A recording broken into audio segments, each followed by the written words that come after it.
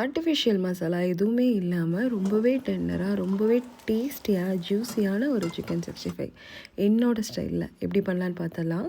சிக்கனில் தனி மிளகா பொடி, கார்ன்ஃப்ளவர் மாவு, இஞ்சி பூண்டு பேஸ்ட், நான் வந்து சின்ன வெங்காய பேஸ்ட்டையும் சேர்த்து அது கூட தயிர், கொஞ்சமாக உப்பு, இது எல்லாத்தையும் சேர்த்து நல்லா மேரினேஷன் பண்ணி எடுத்துக்கோங்க.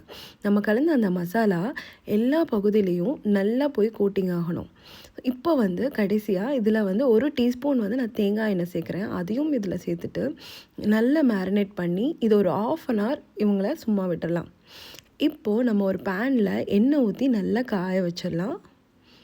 எண்ணெய் காஞ்சிருச்சு. ஸோ இந்த டைமில் நம்ம மேரினேட் பண்ணி வச்சுருந்த அந்த சிக்கனை எடுத்து கொஞ்சம் கொஞ்சமாக சேர்த்து இப்போ நம்ம பொரிச்சு எடுத்துக்கலாம்.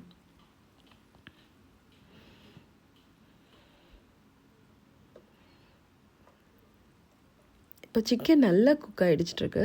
ஸோ பெரட்டி போட்டுட்டு சிக்கன் லாஸ்ட்டாக குக் ஆனதுக்கப்புறம் கடைசியாக கருவேப்பிலை தூவி இந்த சிக்கனை எடுத்தோம்னா ரொம்ப ரொம்ப ஃப்ளேவர்ஃபுல்லான எம்மியான ஒரு சிக்கன் 65 ரெடி.